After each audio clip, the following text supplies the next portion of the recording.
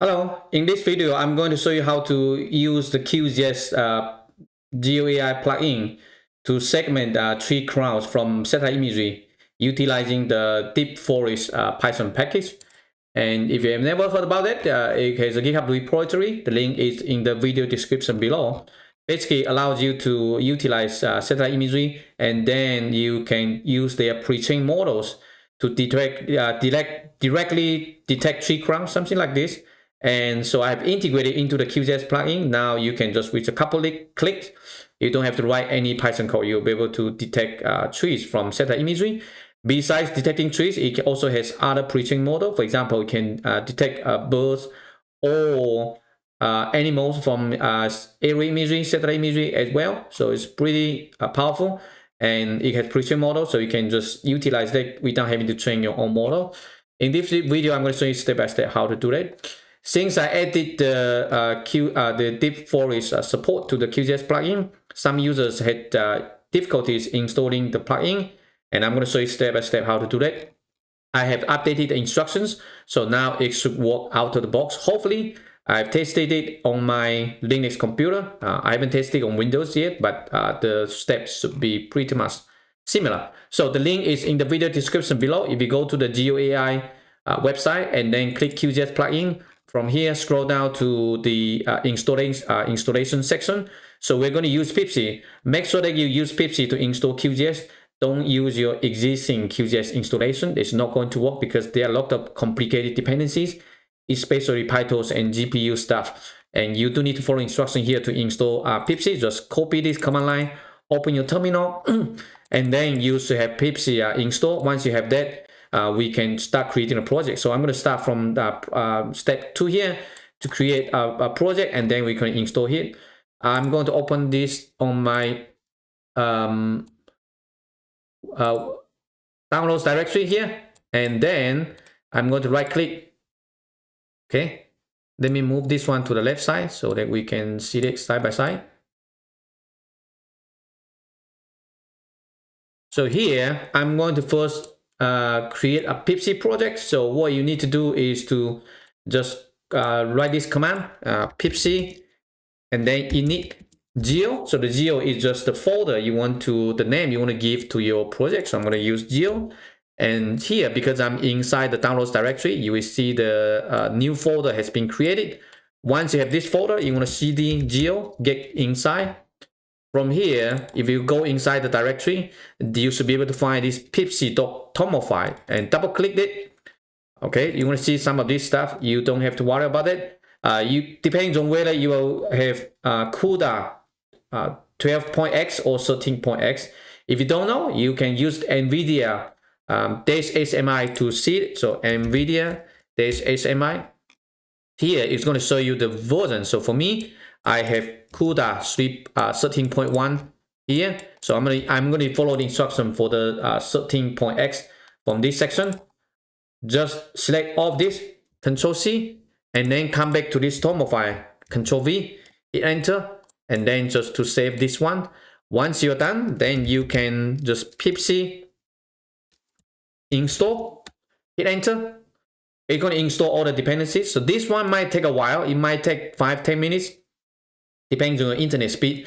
For me, because I have installed all the packages before, they have been saved as case on my computer. So for me, it's pretty quick. As you can see, I've already finished the installation, just a couple seconds.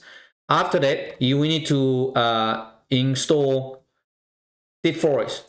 Of course, you're welcome to double check this one to verify PyTorch and CUDA, see if they're working properly or not. You can double click and then Control C, come to here, Control V, hit enter. This is just going to verify your Pipsy environment. As you can see here, I have PyTorch installed correctly, 2.7.1, and then the CUDA is available. Also, it's going to show you CUDA GPU. I have NVIDIA RTX 2000, 16 gigabytes. So that means at least it shows you a good sign. If you don't see the GPU, that's probably because some of the dependency will not install correctly. Once you have done this, the next step is to install the DeepForest, because right now the DeepForest package has some issues with NumPy and also transformer dependencies conflict. So I have raised the issue on their GitHub repository, but it has not been resolved and no new release yet. So right now, that's why you need to separate the installation using pip. So don't use Conda or don't use Pipsy to install it from Conda first, because there will be deep conflict. So what I recommend is just come here and then Control-C, Control-V, hit enter.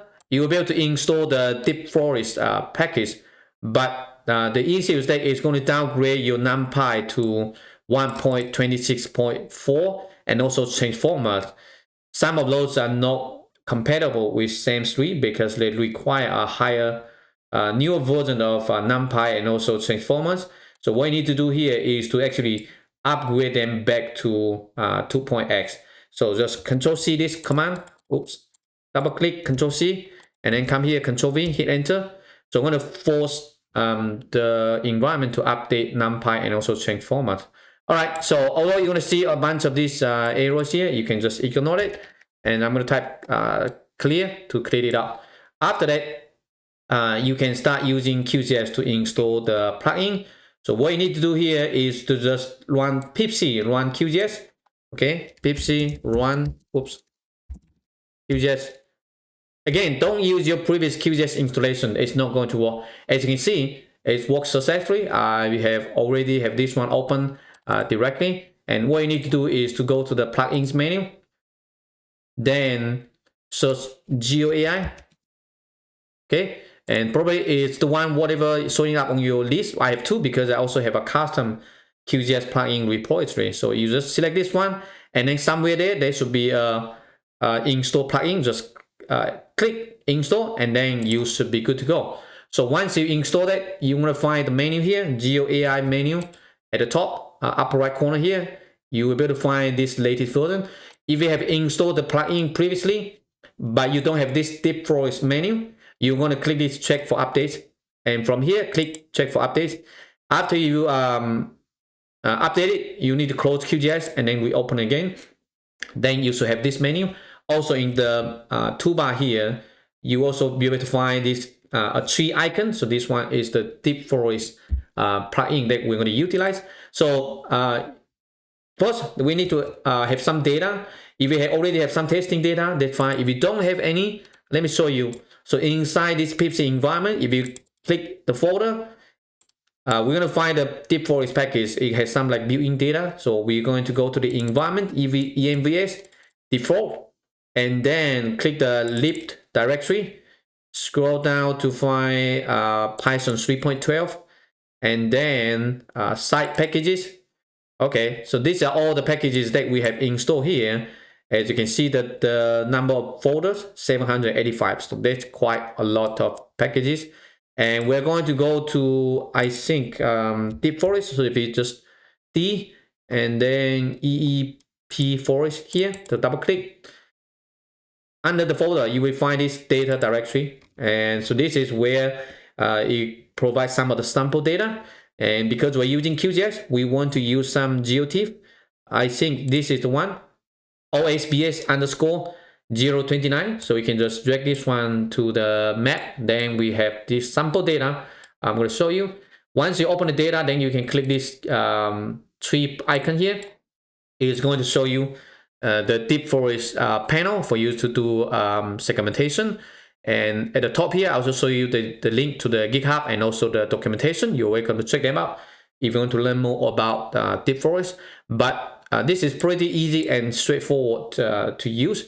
You can just click this 3 tab, so the model, and for the default one is the DeepForest tree, the segmentation, but it also has a couple other segmentation models, the bird, livestock, and also the nest tag trees. I haven't tested the other 4 yet, but you can try that. Welcome to try them out.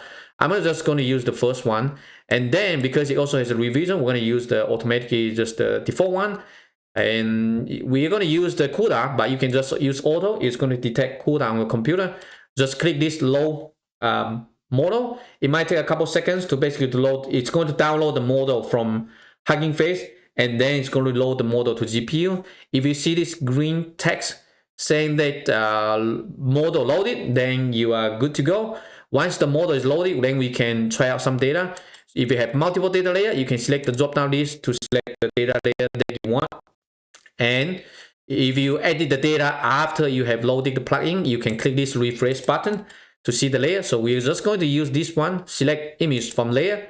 You can also open the file on your computer. So if you have a GeoTIFF, you can navigate to the directory and you can set that as the image as well. Once you have the image set, then we're going to go to the next step is to predict. So the predict is just going to do object detection. For this one, we have multiple modes. You can use the single image if the image is pretty small. You can also try the large image if your GeoTIFF is a little bit large, so it's more efficient. In this case, we're going to use the simple one, and then you can specify a score threshold. So basically, it's doing object detection. Every detection is going to have a score, a probability from 0 to 1. The higher, the more selective, the lower, the more relaxed. So that means if you have a lot of missing objects, then you want to change this one to a smaller number. But if you have too many false positives, then you want to increase this number. For this example, we're just going to use the default, and then you can click run prediction. It's going to be run the prediction. So take a look, very quick. So within just a couple seconds, now we have all the trees detected. Of course, it's not perfect. If you see the upper left corner here, you will see there's some kind of missing because probably it's because on near the edge, but it does pretty nicely. And also there's a lot of tree shadows. It was able to distinguish those tree shadows, but this is basically something you can certainly do to quickly do the object detection. If you want the perfect boundary, you can use this one, the output from DeepForest, and then pass it as the input to the SAM3, because SAM3 can use the bounding boxes to give you perfect segmentations of objects. All right, so right now this is just the vector. So on the left side, you in the QGIS, you can export this one to your computer if you want to. Right now, it's just a temporary layer added to the map, but you can export them. So if you want other format, you can also do that as well. By default, it's using a vector, the geo package. But you can try GeoJSON or swap file or GeoTIFF. So if you click the GeoTIFF, then just click save result. See, it's very quick. So now we have the raster format. We have roughly, I think, 55 objects. If you see the upper left corner here, you can see the color bar, so 0 to 55. So basically each object has a unique identifier, a unique ID, unique value. And you can turn it on and off if you want to, or you can also turn on the vector data layer. It should be pretty much just the vector data layer. I think there are some like artifacts because of the rasterization. Maybe from the raster to the vector, so you see some artifacts. But that's not a big deal. So you can customize it, because if you already have the raster, you can also raster to vector by yourself if you want to. And also for the vector, if you want, you can open the attribute table. It's going to show you basically the bounding boxes and also the label, the tree here, the score. So the score is pretty nice, because if you want to filter out some of the low probability objects, you can do it here. So by default, you can sort it to rank. So this one, for example, will be the lowest score here. And if I turn this layer off, you will see this one here. Let me extract it. Okay, so this one might belong to the same object. I'm not quite sure, but you can turn the layer off here. Right, this one actually belongs to the same tree. It's being detected as a separate object. Anyway, so this is how you can easily detect tree crowns from satellite imagery or aerial imagery. Once you have this result, you can also export them. If you want to quickly get some training data, this is pretty quick. So the plugin also allows you to export this one as some kind of training data. So here you can, depends on what kind of data format you want. You can export as COCO, for example, and then you can select a directory. Here I'm going to maybe somewhere under download directory. I'm going to add a new folder, for example, data, and then click select. After that, just click this button, just export. Should be pretty quick. Then you can find the data under the downloads directory. So I'm going to go to my download directory data. You will find this training data here. Right now you only see one GeoTIFF because it's a very small image, but you can try a larger one. You're going to see multiple images. Inside, you can also open this one to see the GeoJSON. So basically you're going to similar to the raster imagery that I showed you earlier, like each object has one unique ID. So basically the annotation, you can see the ID 1, 2, something like that, and also show you the bounding boxes, the area, the score. So it's pretty useful if you want to export data so that you can train the model, because these pre-trained models might be very quick to give you the result, but it might not be the most accurate. And if you want to train your own model, you can use this one to quickly create the training data, and then you can fine tune that to your own model. Okay, I think that's pretty much it. It's very easy to use. Right now, we have this couple pre-trained models, and you're welcome to utilize this one to try it out in your own data. Like I said, it's a pre-trained model. It might not work perfectly in all cases. I think I tested on some of the imagery, like large one. It actually doesn't segment some of the trees that it's supposed to. If it doesn't work well, if the image is too big, you can change to this one to large tile. So and then you can specify the page size, overlap, something like that, and then you can run the segmentation as well. You can just use the default settings, and most likely it will work pretty well. If it doesn't, then you try to adjust the settings to get better results. Okay, so that's all I want to show you. I hope you find it useful. If you have run into any issues, feel free to open an issue on GitHub. Happy to help you if you need help. Okay, so that's all. See you in the next one. Take care. Bye bye.